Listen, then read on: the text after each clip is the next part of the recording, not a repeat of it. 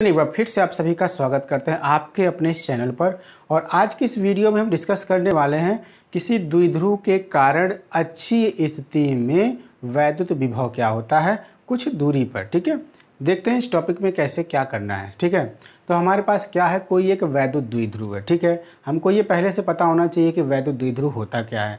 ये पहले ही डिस्कस किया जा चुका है प्रीवियस वीडियो में। इन सारे चीज़ों पर टॉपिक पर हमने क्या किया है, एक्सप्लेनेशन दिया है, तो वहाँ से आप देख के इन सब चीज़ों को समझ सकते हैं। फिर भी थोड़ा सा रिवाइज जरूर करा देंगे हम।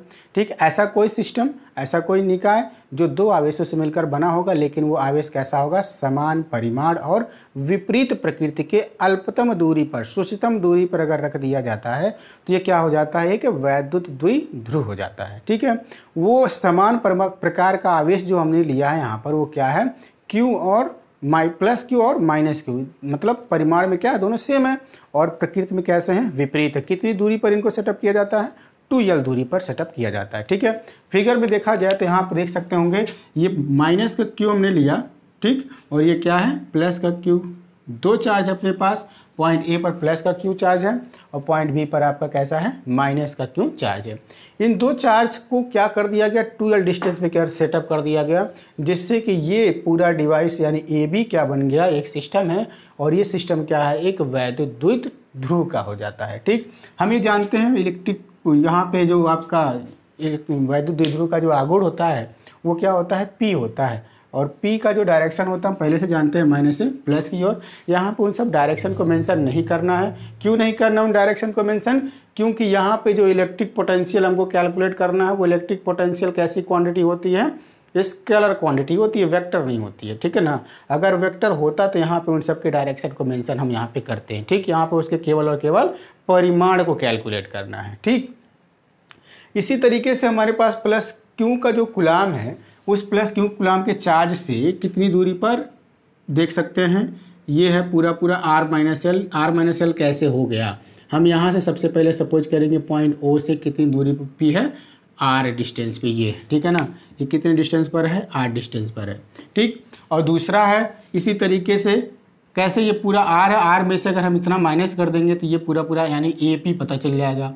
अब हम जानना चाहते हैं क्या चीज़, BP कितना होगा, तो O से P तक तो पता है R है, इसी में ये L क्या हो गया, ऐड हो गया, यानी R प्लस L हो जाएगा। हमारा कहाँ से कहाँ तक का BP डिस्टेंस हो जाएगा। ठीक, इसे प्रीवियस वीडियो में हमने डिस्कस किया था, किसी बिंदु आवेश के द्वारा कुछ दूरी पर वैद्युत विभव क्या होता है। ठीक, उसके फार्मूला को अगर हम रिमेंबर कराएं तो V = 1/4 pi epsilon naught into Q by क्या होता है, R होता है। ठीक है, प्लस Q आवेश के कारण स्मॉल r दूरी पर उत्पन्न वैद्युत विभव का फार्मूला ये होता है। ठीक, उसी फार्मूले को यहाँ हम यूज करेंगे। हमारे पास दो आवेश है, प्लस Q का और एक माइनस Q का। ठीक, तो प्लस Q आवेश के लिए जो वैद्युत विभव होकर वो क्या हो, VA हो, तो क्या कह सकते हैं, यहाँ लिख सकते हैं प्लस Q आवेश के द्वारा वैद्युत विभव क्या है, VA है। तो ठीक है,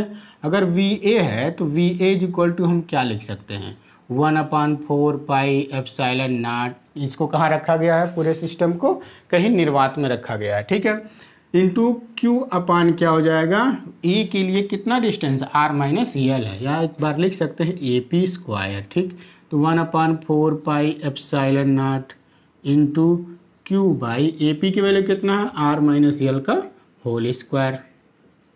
ठीक, सॉरी होल स्क्वायर नहीं होगा, ओनली R माइनस L, क्योंकि हम जानते हैं फॉर्मूला Q बाई R होता है। ठीक है, एक बार इसको लिख दिया जाए, VA = 1/4 pi epsilon naught into Q अपान R minus L, equation number first. ठीक है, इसी तरीके से हम क्या करते हैं, पॉइंट B पर जो चार्ज है माइनस Q, उसके थ्रू देखते हैं कितना पोटेंशियल होता है। इसी प्रकार क्या लिख सकते हैं, माइनस Q के द्वारा वैद्युत विभव VB हो तो क्या लिख सकते हैं, VB = 1/4 pi epsilon naught into, यहाँ माइनस का लिखेंगे क्योंकि ये चार्ज कैसा है, माइनस का चार्ज है, माइनस Q अपान यहाँ लिखेंगे R प्लस L। ठीक, QR प्लस L, क्योंकि यहाँ से यहाँ तक का डिस्टेंस कितना है, R प्लस L है। ये इक्वेशन नंबर सेकेंड हो गया। ठीक, अब हम जानना चाहते हैं पॉइंट P पे ओवरऑल पोटेंशियल क्या होगा, तो क्या करना पड़ेगा, इनको ऐड करना पड़ेगा। यदि बिंदु P पर कुल विभव कितना हो, V हो, तो अगर टोटल पोटेंशियल कितना है, V हो, तो V इज इक्वल टू क्या लिखेंगे, VA प्लस VB। ठीक, VA प्लस VB कैलकुलेट करेंगे। इसको हम क्या कर देते हैं, थर्ड बना देते हैं। लिख सकते हैं समीकरण फर्स्ट, सेकेंड और थर्ड से। तो लिखें समीकरण फर्स्ट, सेकेंड और थर्ड से। क्या लिख पाएंगे, V is equal to VA के प्लेस पे VA की वैल्यू रख दिया जाए 1/4 pi epsilon naught into Q by R minus L हो गया। ठीक, अब यहाँ प्लस की जगह प्लस ही रहने दे रहे हैं एक बार, 1/4 pi epsilon naught into minus Q by R plus L हो जाएगा।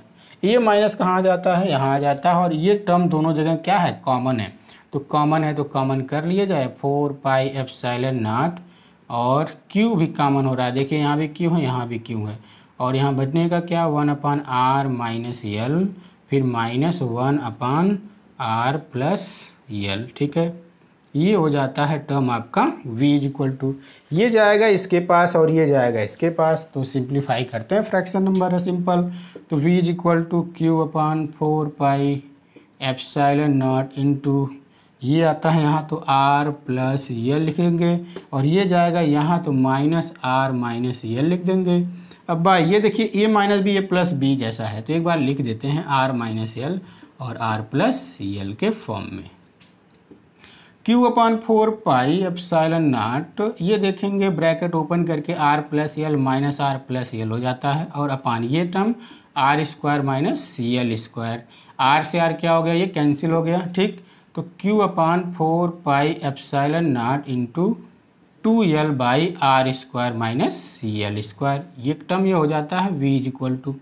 अभी हम ये जानते हैं, इससे पहले भी कई बार ये कोशिश चेक किया जा चुका है कि ये जो L की वैल्यू होती है वो हमेशा R से क्या होती है, छोटी होती है। ये कैसी डिस्टेंस होती है, सूक्ष्मतम दूरी होती है, एकदम अल्पांश डिस्टेंस होती है, किसके तुलना में, R के तुलना में। तो यहाँ लिखेंगे चूँकि R ग्रेटर देन क्या होता है L, तो R square greater than L square हो जाएगा। और एक चीज़ हम जानते हैं, क्या चीज़, P इज इक्वल टू जानते हैं 2Q इंटू L, या फिर इसी को Q इंटू 2L लिख सकते हैं। ये दोनों वैल्यू को हम यहाँ क्या करने वाले हैं, यूज करने वाले हैं, Q इंटू 2L है, तो लिख दिया जाए 1/4 पाई एप्सिलॉन नॉट इंटू यहाँ पे Q इंटू 2L बाई यहाँ क्या हो जाएगा, ओनली R स्क्वायर। देख सकते हैं ये टर्म क्या हो जाएगा, हमको छोड़ना पड़ जाएगा। ठीक है, R स्क्वायर वाले टर्म को। ठीक, और ये पूरा हो जाता है V is equal to 1/4 pi epsilon naught into ये क्या है अपना P है, तो P/R स्क्वायर। ठीक, तो इस तरीके से ये हमारा जो रिजल्ट था वो रिजल्ट अच्छी स्थिति में किसी वैद्युत द्विध्रुव के द्वारा उत्पन्न वैद्युत विभव कितना होता है, V is equal to 1/4 pi epsilon naught into P/R square होता है। ठीक, इसी को हम और किसी फॉर्म में लिख सकते हैं, बिल्कुल लिख सकते हैं। अगर इसको कहाँ रख दिया जाए, ऐसे माध्यम में जहाँ पे परावैद्युतांक क्या हो, कैपिटल K हो उस माध्यम का, तो लिख सकते हैं V is equal to 1/4 pi epsilon naught into K into P/R square. ठीक, अब इसको हम ब्रैकेट में क्लोज कर देंगे, इतना हो जाता है। और इसी के साथ साथ इस टॉपिक में अगर कहीं ना समझ में आए तो बिल्कुल एक बार कमेंट जरूर कर दीजिएगा। वैसे तो मेरा मानना है कि बहुत इजी सा टॉपिक था, पॉइंट A के थ्रू पॉइंट P पर कितना पोटेंशियल होता है इस फार्मूले से हम जान सकते हैं। ठीक, फिर पॉइंट B के लिए कितना पोटेंशियल होता है ये हम जान सकते हैं, माइनस क्यों हो जाता है। फिर दोनों को क्या किया गया, सिंपली ऐड कर दिया गया। ऐड कर देने के बाद से जो बीच में माइनस था उस माइनस के साथ इसको सिंप्लीफाई किया गया, बस फ्रैक्शन नंबर था, सिंप्लीफाई करते हुए हम गए तो Q इंटू 2L को पाते हैं। 2QL या Q इंटू 2L को हम लिख सकते हैं क्या चीज़, P लिख सकते हैं। और ये हम जानते हैं R इज ग्रेटर देन क्या होता है, L होता है, तो R square greater than L square हो जाएगा। और इस टर्म को तब हम क्या करेंगे, यहाँ पे छोड़ देंगे, लगभग क्या हो जाता है, ये 0 हो जाता है। अपान में R स्क्वायर क्या रहेगा, ऐसे ही पड़ा रहेगा। ठीक, इसी क्रम में हम लोग देखते हैं अच्छी स्थिति तो हो चुका, अब निरक्षीय स्थिति में वैद्युत द्विध्रुव के कारण वैद्युत विभव क्या होता है। ठीक है, चलिए आगे देखते हैं।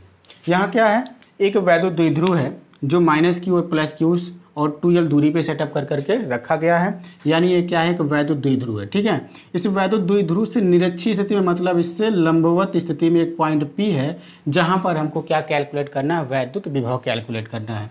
ये यहाँ से इसकी दूरी कितनी है, स्मॉल r है। यहाँ पे हमने सब कुछ उस चीज़ों को दर्शा दिया पहले से ही लिख करके। ठीक है, निरक्षीय स्थिति में वैद्युत विभव ज्ञात करनी है।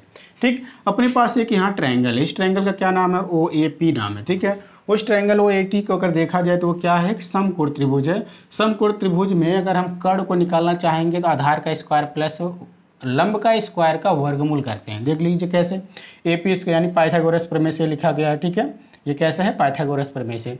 तो AP यहाँ क्या है, कर्ण है, तो AP square is equal to OA square plus OP square. ठीक, तो OA की वैल्यू क्या है, L स्क्वायर हो जाएगा, OP की वैल्यू R स्क्वायर हो जाएगा। इन सबको सिंप्लीफाई कर लेने के बाद से AP is equal to √R square plus L square.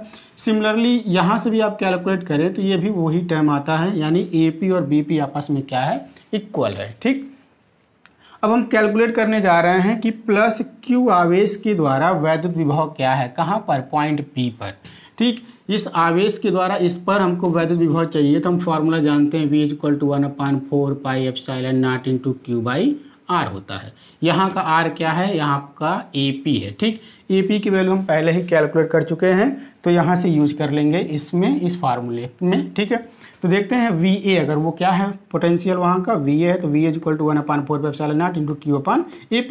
AP की वैल्यू तो हम जानते हैं, रख देंगे और इनको एक साथ लिख करके क्वेश्चन नंबर फर्स्ट बना देंगे। सिमिलरली -q आवेश के द्वारा वैद्युत विभव क्या है, यहाँ से इस बिंदु पर वैद्युत विभव क्या होगा उसको भी कैलकुलेट करेंगे। तो यहाँ का चार्ज क्या हो जाएगा, माइनस का क्यों कूलम हो जाएगा, तो -q यूज कर लेंगे, यानी VB = 1/4πε0 × -q/√R square plus L square, question number second हो जाएगा। ठीक है, अब हम जानना चाहते हैं, इससे तो पता चल गया, तो दोनों का मिला के कितना हुआ, VA और VB को क्या करेंगे, जोड़ेंगे।